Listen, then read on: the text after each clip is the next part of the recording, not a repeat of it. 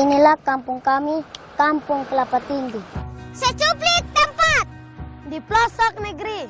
Tapi katang yakin masa depan cemerlang bisa katang miliki.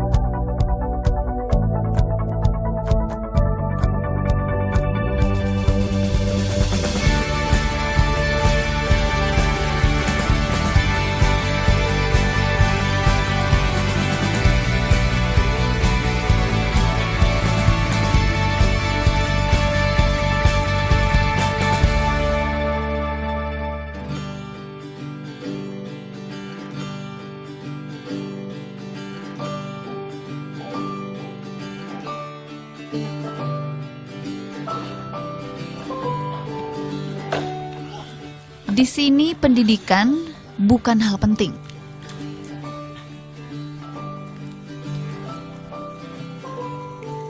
Anak-anak hanya perlu bermain, sesekali turun ke kebun atau laut menemani orang tua belajar menjaring rezeki.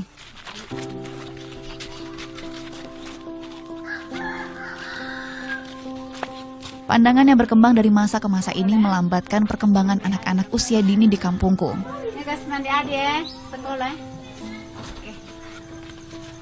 Kampung Kelapa Tinggi, Kupang Tengah, Nusa Tenggara Timur.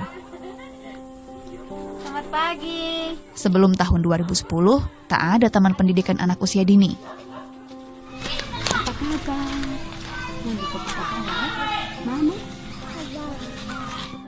Tidak selamanya begitu. Ada juga orang tua yang peduli dan mereka yang langsung mengurus anaknya. Contohnya ini yang sudah datang gitu. Ini orang tuanya sudah peduli, sudah mengerti bagaimana pendidikan itu penting dan gitu. Perlahan, warga sadar, usia dini adalah titik awal anak mencecap ilmu. Titik pembentukan karakter, mewariskan nilai baik dengan cara sederhana. Masa kini kan sangat penting Ibu. Kalau di rumah kan banyak bermain, lupa ingatan begitu kan, perlu dikasih sekolah. Masa kini kan lebih penting Ibu.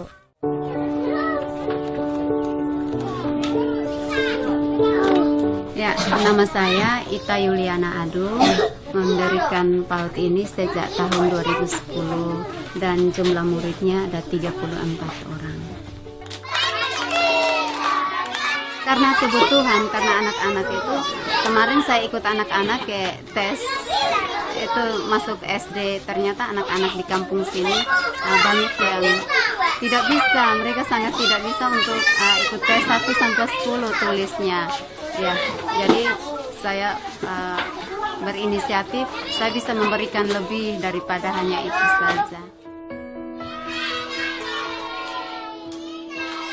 Mayoritas warga adalah petani berlatar belakang pendidikan rendah. Dari 88 kepala keluarga di Kelapa Tinggi, hanya 10% yang tamat sekolah dasar. Baru di pertengahan tahun 2000, semangat menyekolahkan anak tumbuh di kalangan warga, termasuk aku. Akhirnya saya berpikir, bagaimana saya harus buat ini supaya anak-anak di sini juga merasakan seperti yang anak saya rasakan. Yang sekarang sudah SMA itu, dia satu-satunya SMA di sini yang pernah TK gitu. Dan saya tidak mau mereka seperti saya yang tidak tamat SD, dan saya berharap dengan saya berbuat begini, mereka akan jadi orang-orang hebat di luar sana nantinya. Semuanya berawal di sini. Ruang depan rumahku yang disulap jadi tempat belajar anak-anak. Sementara baru ini yang bisa kuusahakan. Hingga ada bantuan pendirian PAUD lewat usaha berbagai pihak. Anak-anak dikelompokkan sesuai usianya. Kelompok PAUD dan kelompok TK. Mereka belajar mulai pukul 8 hingga 10 pagi. Antusias warga sempat surut lantaran keterbatasan fasilitas. Namun keyakinan untuk memperbaiki kondisi kampung jadi fondasi yang menguatkan. Mungkin kita bahan ajarnya saja yang mereka di kota lebih hebat, di luar sana lebih hebat, tapi mereka juga merasakan bagaimana pentingnya kebersamaan, belajar sambil bermain, dan bermain sambil belajar. Aku dibantu dua rekan pengajar, Bu Dorce dan Miranti. Bu Dorce sama sepertiku, hanya lulusan SD. Meski demikian, ketertinggalannya kini tengah ia kejar. Dengan menyelesaikan pendidikan tinggi di jurusan pendidikan anak usia dini. Sudah 5 tahun lebih, mengajar 6 tahun. Saya mau mengajar sini karena memang kami anak-anak kelapa tinggi. Kalau kita pergi keluar, maka kita kalau antar mereka ke SD, ibu, kita baru keluar dari pintu rumah sekolah begini, mereka sudah mama kuat-kuat. Jadi itu kan memalukan, ibu, baru termisma mereka nanti kincin di celana, mereka lari-lari tanpa permisi. Tapi kalau kita sudah diberikan PAUD di sini, sedikitnya kita sudah mulai asik-asik mental mereka untuk menjadi berani. Bisa menyanyi kuat. Yuk, 1, 2, 3.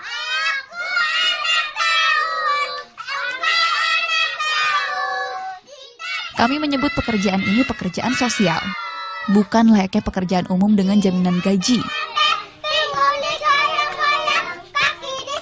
Guru hanya mendapat tunjangan transportasi dengan jumlah tentatif tiap bulan. Anak-anak belajar tanpa harus mengeluarkan uang, dan kami mendapat kekayaan hati lewat berbagi.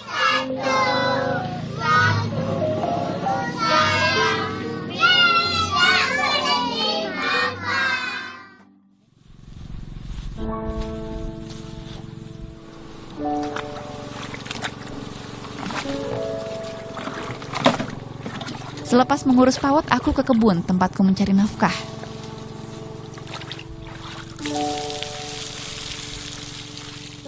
Penjualan hasil kebun jadi pemasukan pokok. Guna memenuhi kebutuhan PAUD, juga kebutuhan keluargaku.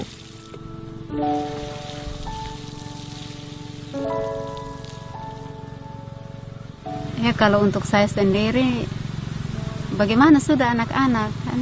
Kemarin contoh saja yang kemarin itu pernah saya dengan ibu guru pergi ke toko beli krayon dan segala.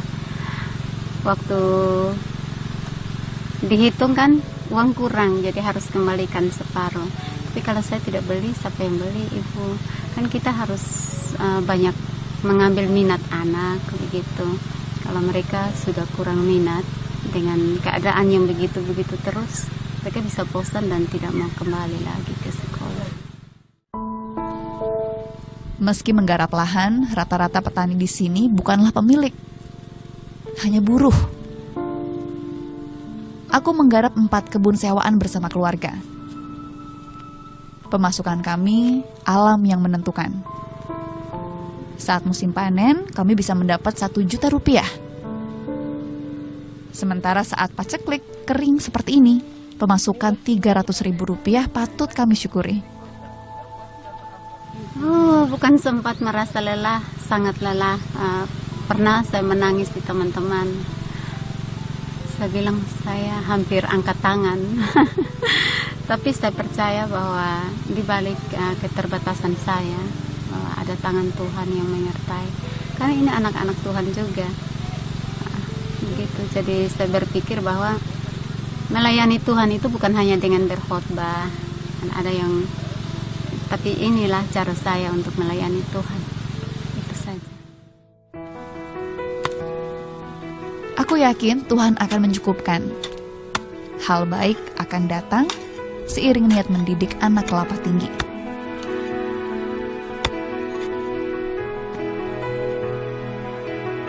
Ini makam anak saya yang pertama. Meninggalnya karena kebodohan saya. Saya belum tahu cara rawat anak yang...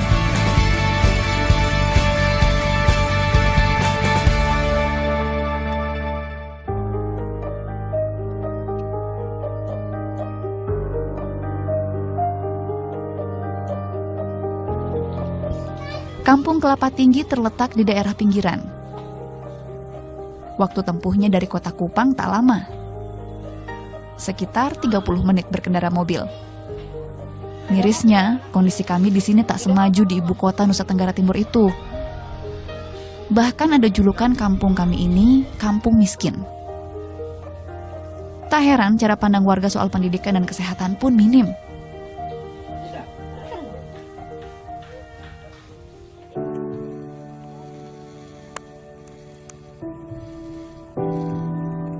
Sekitar tahun 90-an, banyak bayi dan balita meninggal di usia dini akibat kekurangan gizi. Pada saat itu setidaknya ada 3 balita meninggal dalam sebulan. Makam kecil di depan rumah warga jadi penandanya. Aku turut mengalami kondisi memprihatinkan ini. Ini makam anak saya yang pertama. Meninggalnya karena kebodohan saya. Waktu itu saya belum tahu cara rawat anak yang baik itu yang bagaimana. Masih umur 1 bulan sudah dikasih makan. Terus itu dia kena infeksi saluran pencernaan dan komplikasi dengan ISPA.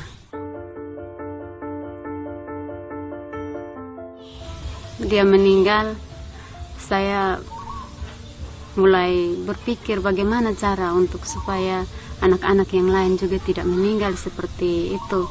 Jadi saya pergi cari teman-teman yang mengerti tentang kesehatan, yang sudah punya posyandu, yang mereka sudah jalan baik. Dan saya belajar dari sana, pinjam bukunya, baca-baca, dan kami membuat posyandu di sini.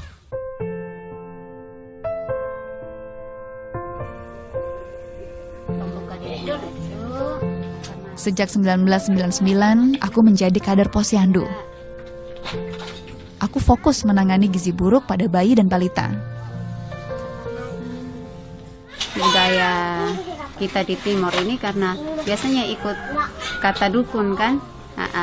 Dukun bilang, oh ya sudah, kan dukun juga orang-orang tua kita. Jadi dukun bilang dikasih makan umur 2 bulan sudah dikasih makan.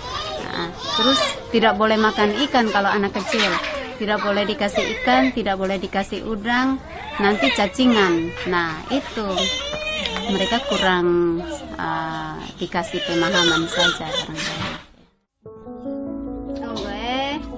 Berita baiknya, perlahan pengetahuan ibu soal gizi anak di kampung Kelapa Tinggi meningkat. Meski di beberapa tempat belum.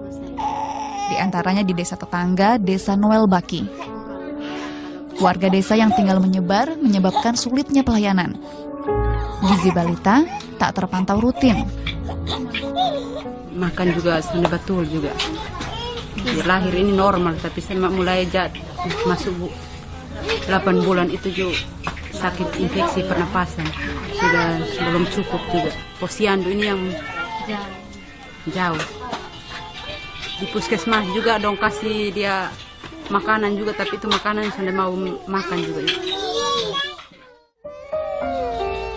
Padahal gizi baik jadi modal penting tumbuh kembang anak. Iya, keluarga dan orang tua itu yang menjadi titik awal. Jadi saya tanamkan, makanya kemarin itu di Kelapa Tinggi sudah tidak ada lagi yang gizi buruk. Karena saya tanamkan, saya keras sekali berkata bahwa ini anak kita, bukan anak pemerintah, anak kita. Nah, jadi kita tidak bisa kasih tanggung jawab penuh pada pemerintah. Setelah mereka besar nanti kita bukan hanya mau kasih makan mereka saja, gitu. Bukan hanya makanan, tetapi juga kita jaga kesehatan dan pendidikan dan masa depan mereka.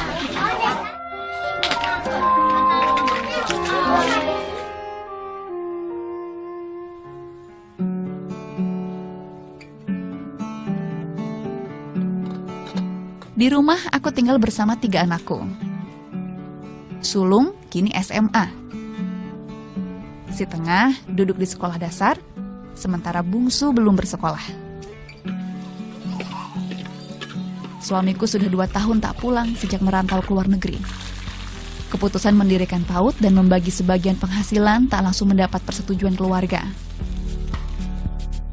Ya, jadi saya hanya dengan melakukan apa yang saya menganggap itu baik, dan saya tanamkan pada anak-anak, pada masyarakat sekitar, dan hasilnya kakak sudah lihat sendiri kan.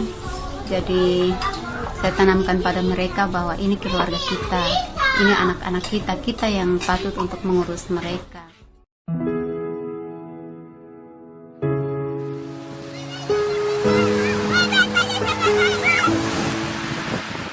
Sesekali kami ke pantai, sambil berbicara santai soal makna hidup yang penuh perjuangan demi menggapai cita.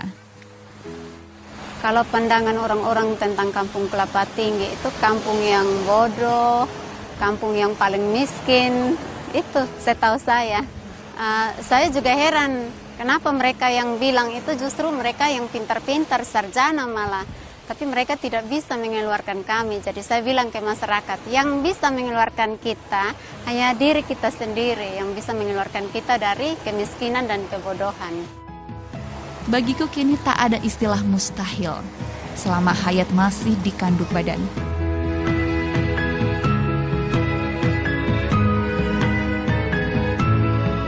Ya, ada kemauan pasti ada jalan, dan tidak ada yang mustahil bagi Tuhan kalau kita mau melakukan.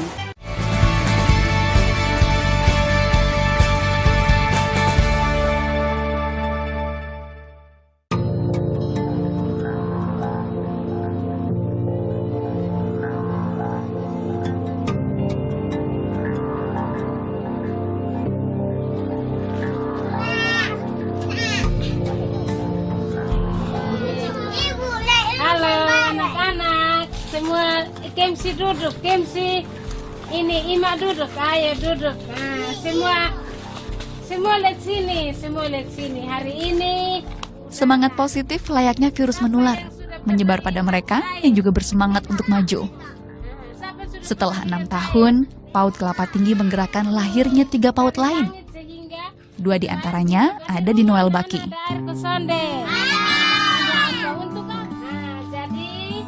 Atas bantuan Ibu Magdalena salah satunya. Sejak pendiriannya tahun 2015 lalu, ia mengajar sendiri. Kini ada 17 anak yang dididiknya. Ya, terpikirnya karena tempat kami ke sekolah agak jauh. Terus mau bilang ketemu punya kehidupan, ya mau bilang sangat sederhana. Jadi dengan adanya ini kerjasama ini, kami kasih tahu RT, dan RT sangat mendukung kami. Orang tua juga dengan dukungan mereka, maka anak-anak ini diberi dan kami hari ini seperti ini.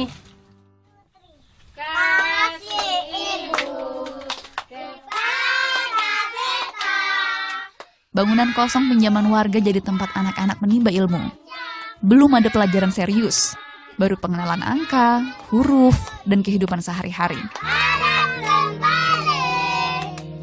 Anak-anak juga menyisihkan uang lewat tabungan di PAUD. Belajar menghargai rezeki. Rezeki tak selalu berupa materi, juga kebahagiaan sejati yang datang dari hati. Luar biasa. Dapat artinya mau secara jasmani tidak dapat sesuatu, ya, tapi mau memberi diri untuk membina anak-anak seperti ini, sekalipun tidak ada apa-apa, tapi dengan tidak adanya apa-apa kami mau anak-anak mereka lebih bisa daripada kami, ya.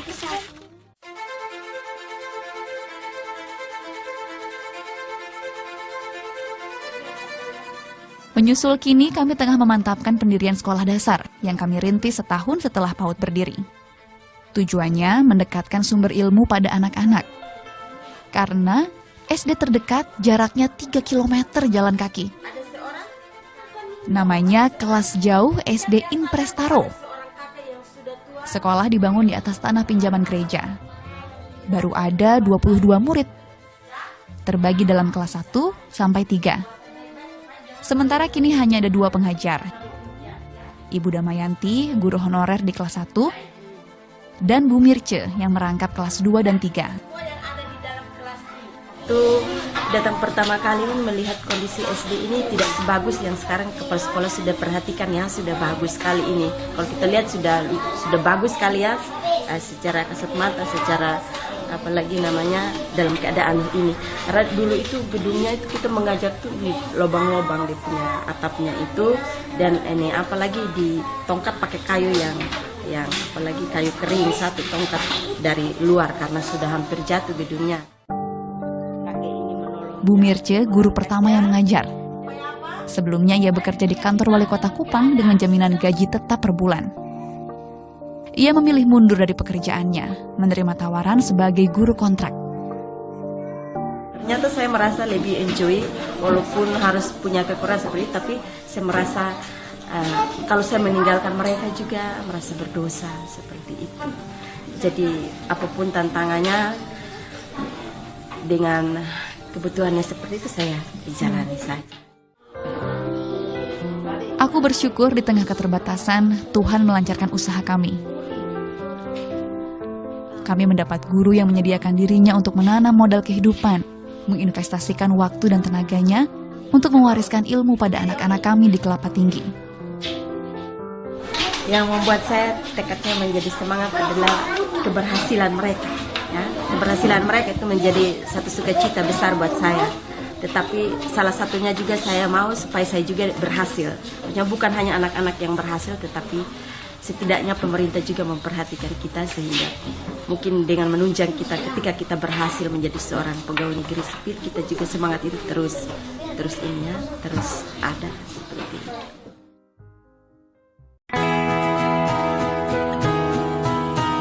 Perjalanan pendidikan anak Kelapa Tinggi tidak cukup sampai di sini. Mereka harus keluar kampung untuk akses ilmu selanjutnya. Cita-cita dalam hidup itu yaitu melihat anak-anak ini menjadi sesuatu gitu di masa depan nanti. Jadi mereka bukan hanya berhenti sampai di sini, tapi mereka juga bisa meraih cita-cita mereka, menggapai cita-cita mereka. Ya, ada kemauan pasti ada jalan. Dan tidak ada yang mustahil bagi Tuhan kalau kita mau melakukan. Bae sonde bae, tanah timur lebe bae. Baik tidak baik, ini tanah kelahiran kami. Nasihat leluhur itu sedari awal meyakinkanku. Sebagai perempuan, aku bisa bergerak membuat perubahan demi kebaikan tanah kelahiran.